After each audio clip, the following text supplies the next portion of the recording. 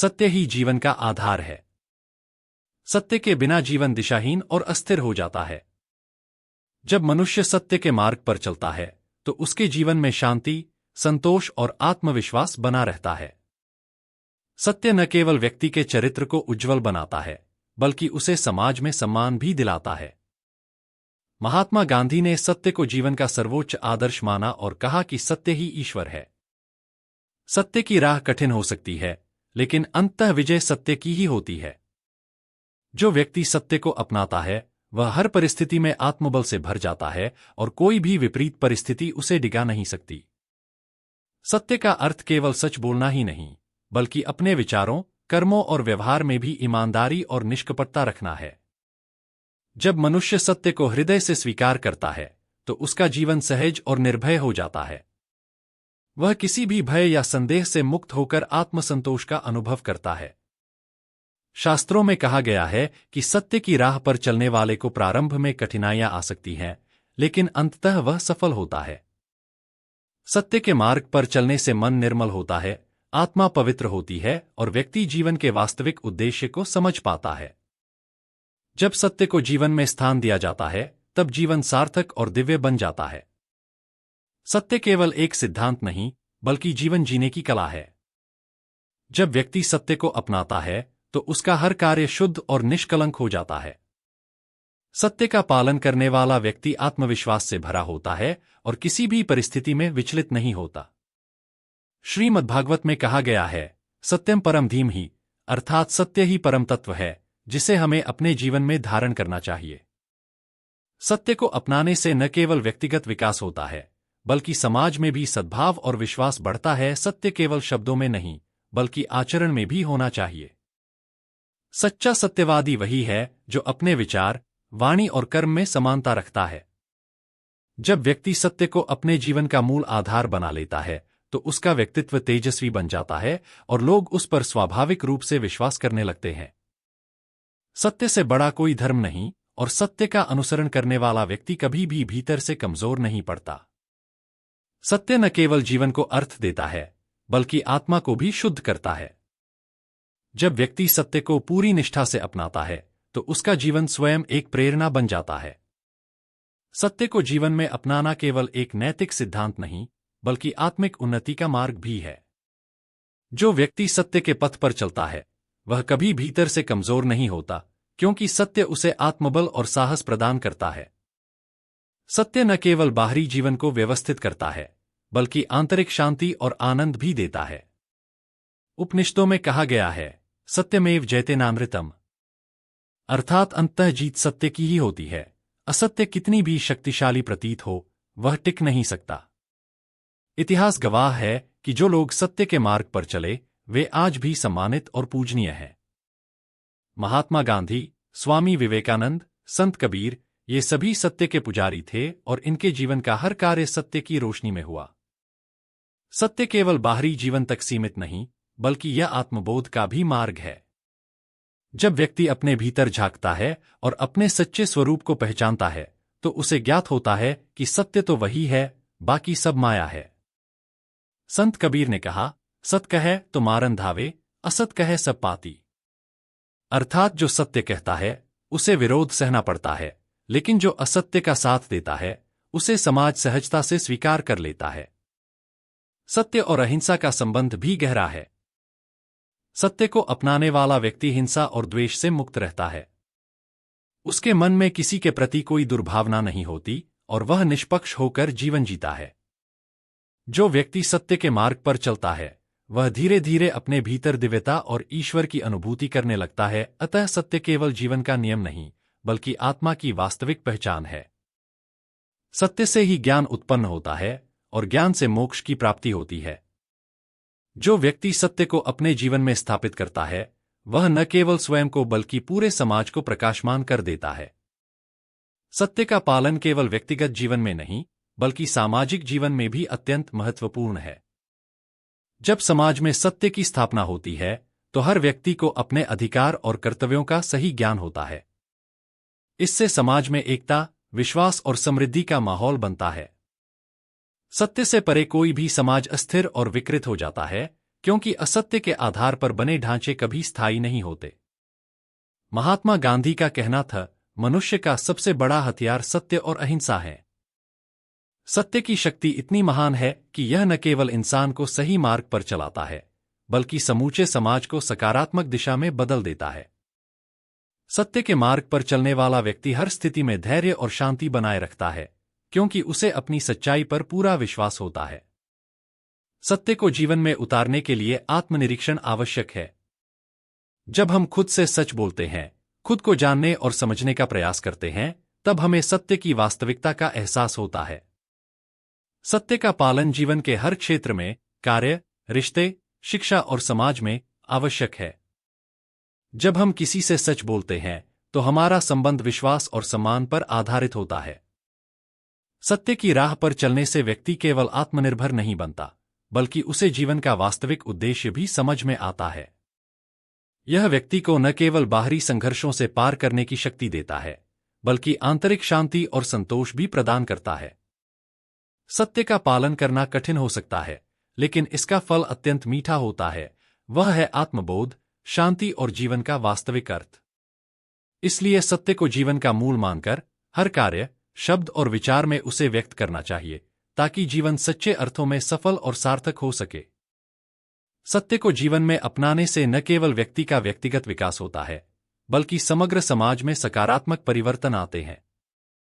सत्य, जैसे कि शास्त्रों में कहा गया है, न केवल बाहरी संसार का प्रतिबिंब है, बल्कि यह आत्मा का प्रतिबिंब भी है। जब हम सत्य को अपने जीवन का आधार बनाते हैं, तो न केवल हम अपने भीतर शांति और संतोष पाते हैं, बल्कि हमारे कार्यों में भी एक दिव्यता का आभास होता है। सत्य के मार्ग पर चलना कोई आसान कार्य नहीं होता, क्योंकि असत्य की राह अक्सर लुभाती है और क्षणिक लाभ देती है।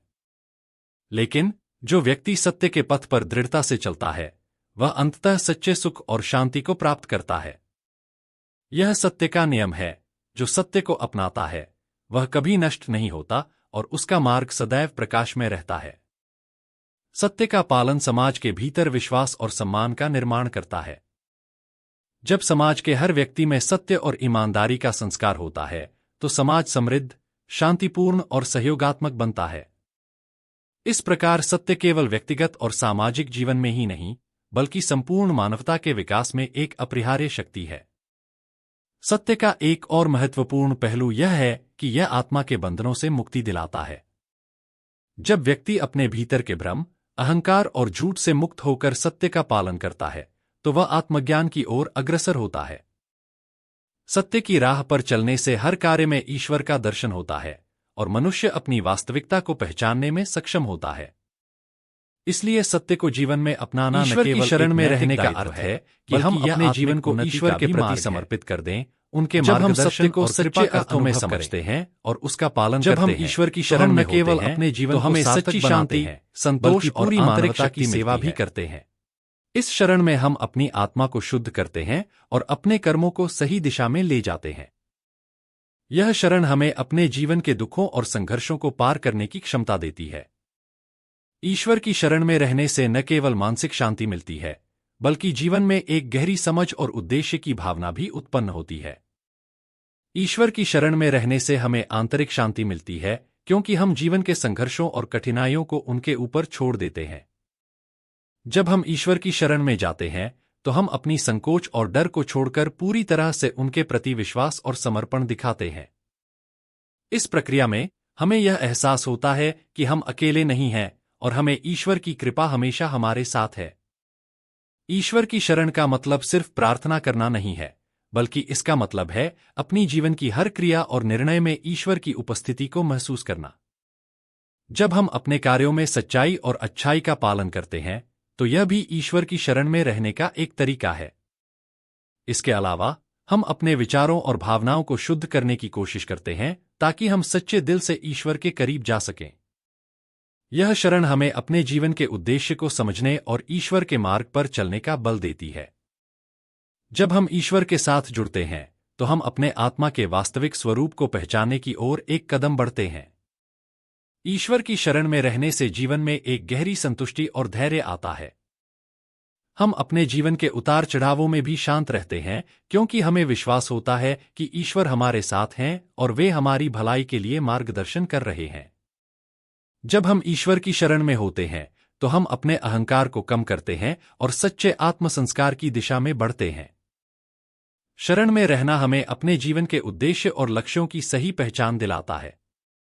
यह हमारे अंदर एक शक्ति उत्पन्न करता है जो हमें बाहरी कठिनाइयों के बावजूद अपनी आंतरिक शांति बनाए रखने में मदद करती है। जब हम ईश्वर के प्रति पूरी तरह से समर्पित होते हैं, तो हमारे मन में नकारात्मक विचारों और भावनाओं का प्रवेश कम हो जाता है और हम अधिक सकारात्मक दृष्टिकोण से जीवन की ओर देख पाते हैं। इस शरण में रहने से हमें न केवल आध्यात्मिक बल मिलता है, बल्कि यह हमारे रिश्तों और सामाजिक जीवन को भी बेहतर बनाता है। जब हम सच्चे हृदय से ईश्वर की शरण में रहते हैं, तो हमारी हर क्रिया प्रेम और सेवा के रूप में परिलक्षित होती है, जो हमारे जीवन को और भी अधिक समृद्ध और संतुलित बनाती है। ईश्वर की शरण में रहने से एक और महत्वपूर्ण लाभ है, वह है हमारी आत्मिक उन्नति। जब हम ईश्वर के चरणों में समर्पित होते हैं, तो हम न केवल अपने व्यक्तिगत जीवन को बेहतर बनाते हैं, बल्कि समाज और दुनिया के प्रति अपनी जिम्मेदारी भी समझने लगते हैं। इस शरण में रहने का मतलब है अपने हर कर्म को निष्कलंक उद्देश्य और निस्वार्थ भाव से करना। जब हम अपनी इच्छाओं और सांसारिक मोह से मुक्त होते हैं, तो हम ईश्वर के प्रति अपने प्रेम को सत्य और सेवा के रूप में व्यक्त करते हैं। इस प्रक्रिया में हमें सच्ची खुशी और संतोष प्राप्त होता है, जो बाहरी चीजों से नहीं मिल सकता। शरण में रहना हमें यह समझने में मदद करता है कि जीवन का वास्तविक उद्देश्य केवल भौतिक सुख प्राप्ति नहीं है, बल्कि आत्मा का शुद्धिकरण और परमात्मा से एकाकार होना है। ईश्वर की शरण में रहने से न केवल हमारे भीतर शांति का संचार होता है, बल्कि यह हमारे आसपास के लोगों के जीवन में भी सकारात्मक परिवर्तन लाता है। हम एक दूसरे से सहानुभूति और समझ के साथ पेश आते हैं, जिससे हमारे रिश्ते मजबूत होते हैं और समाज में भाईचारे और प्रेम की भावना फैलती है। ईश्वर की शरण में रहना न केवल एक आध्यात्मिक यात्रा है, बल्कि यह एक मानसिक और शारीरिक भी होता है।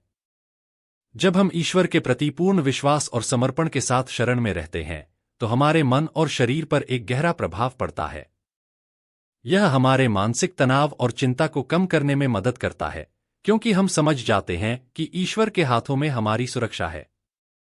शरण में रहते हुए हम हर परिस्थिति को एक अवसर के रूप में देखते हैं, जहां हम अपने आत्मबोध को और गहरा कर सकते हैं।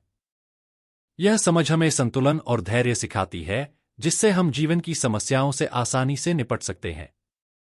अंततः ईश्वर की शरण में रहने से हम अपने जीवन को एक उच्च उद्देश्य की ओर निर्देशित करते हैं। हम अपने हर कर्म में ईश्वर का ध्यान रखते हैं और जीवन को एक साधना के रूप में स्वीकार करते हैं। इस शरण से हम न केवल अपनी आध्यात्मिक यात्रा में आगे बढ़ते हैं, बल्कि इस संसार में अच्छाई, प्रेम और शांति का प्रसार भी करते हैं। ईश्वर की शरण में रहना एक अद्वितीय अनुभव है, जिसमें हम अपनी आत्मा को ईश्वर से जोड़ते हैं और हर दिन अपनी आत्मा की शुद्धि की दिशा में प्रयास करते हैं। शरण में रहते हुए हम अपनी सीमाओं को पहचानते हैं और ईश्वर के अनंत आशीर्वाद और कृपा से स्वयं को मुक्त करने की कोशिश करते हैं। इस प्रक्रिया में हम अपने आत्मसंस्कार और आत्मविकास पर ध्यान केंद्रित करते हैं, ताकि हम जीवन के सर्वोत्तम रूप को अनुभव कर सकें। ईश्वर की शरण का एक और पहलू यह है कि यह हमें हमारी गलतियों और दोषों को स्वीकारने की ताकत देती है। जब हम ईश्वर के प्रति समर्पित होते हैं, तो हमें यह एहसास होता है कि हम सभी मनुष्य हैं और हमें अपनी कमजोरियों को समझने और उनसे उबरने के लिए निरंतर प्रयास करना चाहिए। यह शरण हमें हर परिस्थिति में आत्मविश्लेषण और आत्मसुधार के लिए प्रेरित करती है। इस शरण में हमें जीवन के वास्तविक उद्देश्य की समझ आती है। हमें पता चलता है कि हमारा अस्तित्व केवल आत्मसुख के लिए नहीं है, बल्कि समाज के प्रति जिम्मेदारी और मानवता की सेवा के लिए भी है। इस शरण से हम न केवल अपनी आध्यात्मिक यात्रा को गहरा करते हैं, बल्कि अपने आसपास के लोगों के जीवन में भी सकारात्मक प्रभाव डालते हैं। ईश्वर की शरण में रहने से हम अपनी आत्मा को परमात्मा से जोड़कर जीवन को एक नया दृष्टिकोण देते हैं। यह शरण हमें आंतरिक शक्ति और दृढ़ता प्रदान करती है, जिससे हम जीवन के हर संघर्ष से उबर सकते हैं। जब हम ईश्वर के मार्ग पर चलते हैं, तो हमें अपनी गलतियों को स्वीकारने का साहस मिलता है और उन्हें सुधारने की दिशा में कदम बढ़ाते हैं। यह शरण हमें अपने अहंकार को तजने और दूसरों के प्रति विनम्रता विकसित करने की प्रेरणा देती है। ईश्वर की शरण का दूसरा पहलू यह है कि यह हमें प्रेम, सहानुभूति और करुणा से भरा हुआ बनाती है। जब हम खुद को ईश्वर के चरणों में समर्पित करते हैं, तो हम अपने भीतर एक गहरी शांति और संतोष का अनुभव करते हैं। हमें यह महसूस होता है कि जीवन में हर चुनौती को स्वीकारने और हर कठिनाई को पार करने की शक्ति ईश्वर की कृपा से ही मिलती है। इस शरण में रहकर हम न केवल आत्मा की शांति प्राप्त करते हैं, बल्कि यह हमें समाज में अच्छाई फैलाने का भी एक माध्यम बनाती है। जब हम ईश्वर से प्रेरित होकर अपने कर्मों में सत्य, प्रेम और निस्वार्थता लाते हैं, तो हम अपने समाज और आसपास के लोगों की भलाई के लिए कार्य करते हैं। इस तरह ईश्वर की शरण में रहने से न केवल हम खुद को बेहतर बनाते हैं, बल्कि हम पूरे समाज को सकारात्मक दिशा में प्रेरित करते हैं। भगवान श्री कृष्ण हिंदू धर्म के एक महत्वपूर्ण देवता हैं, जो विशेष रूप से विष्णु के अवतार के रूप में पूजे जाते हैं। वे भारतीय पुराणों और महाभारत के प्रमुख पात्र हैं और उन्हें प्रेम, ज्ञान और कर्मयोग का प्रतीक माना जाता है। श्री कृष्ण का जन्म मथुरा में हुआ था, जब कंस नामक राक्षस का अत्याचार बढ़ गया था। उनकी माता यशोदा और पिता वसुदेव थे। कृष्ण का बचपन बहुत ही चंचल और चमत्कारी था। उन्होंने अपने बचपन में कई अविश्वसनीय कार्य किए, जैसे कि गोवर्धन पर्वत उठाना और कालिया नाग का वध करना। महाभारत के युद्ध के दौरान श्री कृष्ण ने अर्जुन को भगवद गीता का उपदेश दिया, जिसमें उन्होंने कर्म, धर्म और भक्ति के महत्व को बताया। गीता में कृष्ण ने कहा कि कर्म करो, लेकिन फल की चिंता मत करो, और यही संदेश आज भी लोगों को प्रेरित करता है। श्री कृष्ण के जीवन में प्रेम और भक्ति का बहुत महत्व है। उन्होंने राधा के साथ अपना विशेष संबंध स्थापित किया, जो प्रेम और भक्ति का प्रतीक है। श्री कृष्ण का संगीत, नृत्य और बांसुरी बजाना भी बहुत प्रसिद्ध है। उनका जीवन एक आदर्श है, जिसमें सच्चे प्रेम, भक्ति और कर्म का संपूर्ण संतुलन है। श्री कृष्ण के जीवन के हर पहलू में एक गहरा संदेश छुपा हुआ है। उनका बाल्यकाल, उनकी माखन चोरी की घटनाएं, गोपियों के साथ उनके रिश्ते और महाभारत के युद्ध में उनकी भूमिका, ये सभी हमें जीवन के विभिन्न पहलुओं को समझाने के तरीके सिखाते हैं। उनका कहना था कि हर व्यक्ति को अपनी धर्म की राह पर चलते हुए कर्म करना चाहिए, और यही सबसे बड़ा ध्यान है। भगवान श्री कृष्ण का जीवन हमें यह भी सिखाता है कि जीवन चाहे जैसा हो, अगर आप सत्य, प्रेम और भक्ति के साथ चलते हैं, तो हर मुश्किल से पार पाया जा सकता है। उनकी उपदेशों और कार्यों को समझने और अपनाने से जीवन में शांति और संतुलन आता है। श्री कृष्ण ने हमें यह सिखाया कि जीवन में प्रेम और भक्ति से बड़ा कोई मार्ग नहीं होता। उनका दर्शन यह बताता है कि हम अपनी जिम्मेदारियों का निर्वाह करते हुए, बिना किसी अपेक्षा के, केवल अपने कर्मों पर ध्यान केंद्रित करें। वह हमें यह भी समझाते हैं कि भक्ति केवल पूजा तक सीमित नहीं है, बल्कि हर कार्य में ईश्वर का रूप देखना और उसी के अनुसार कार्य करना ही सच्ची भक्ति है। उनका जीवन एक मिसाल है कि किसी भी परिस्थिति में अगर हम सही मार्ग पर चलें, तो हम न सिर्फ अपने जीवन को सही दिशा दे सकते हैं, बल्कि समाज को भी प्रेरित कर सकते हैं। श्री कृष्ण का जीवन हमें यह भी बताता है कि हर व्यक्ति में अद्भुत क्षमता है, और यदि हम अपने भीतर की शक्ति को पहचान लें, तो कोई भी लक्ष्य असंभव नहीं होता। श्री कृष्ण का जीवन न केवल आध्यात्मिक दृष्टि से, बल्कि जीवन के हर पहलू को समझने के लिए एक अद्भुत मार्गदर्शन है। उनके कर्मों में हमेशा एक गहरी अर्थ की समझ छिपी रहती है। उन्होंने हमें यह भी सिखाया कि जीवन में संघर्ष आना स्वाभाविक है, लेकिन वह हमारी ताकत को और बढ़ाते हैं। महाभारत के युद्ध के दौरान जब अर्जुन निराश होकर युद्ध से हटना चाहता था, तब कृष्ण ने उसे समझाया कि यह युद्ध केवल उसका नहीं, बल्कि धर्म का भी है। यही कृष्ण का संदेश था कि हमें अपनी जिम्मेदारी को निभाना चाहिए, चाहे परिस्थितियां कैसी भी हों। उनकी बांसुरी की मधुर ध्वनि और राधा के साथ उनके प्रेम की मिसाल हमें यह सिखाती है कि जीवन में प्रेम, विश्वास और निष्ठा की सबसे बड़ी ताकत होती है। यही सच्ची भक्ति है, अपने कर्मों, रिश्तों और भावनाओं में ईश्वर का प्रतिबिंब देखना। कृष्ण ने जो उपदेश दिया, वह हमें यह बताता है कि कोई भी व्यक्ति जब सच्चे दिल से अपने कर्तव्यों का पालन करता है, तो उसका जीवन सच्ची सफलता और शांति की ओर अग्रसर होता है। श्री कृष्ण का जीवन हमें यह सिखाता है कि जीवन में सबसे बड़ा धर्म खुद के सत्य और आस्था के प्रति निष्ठा रखना है। उन्होंने कभी भी किसी भी हालात में अपने उद्देश्य से हटने का नाम नहीं लिया। जब अर्जुन ने युद्ध भूमि पर निराश होकर भागने का सोचा, तो कृष्ण ने उसे बताया कि जीवन की सबसे बड़ी चुनौती यही है कि हम अपनी भूमिका को स्वीकार करें और हर हाल में अपने कर्मों से नाता जोड़ें।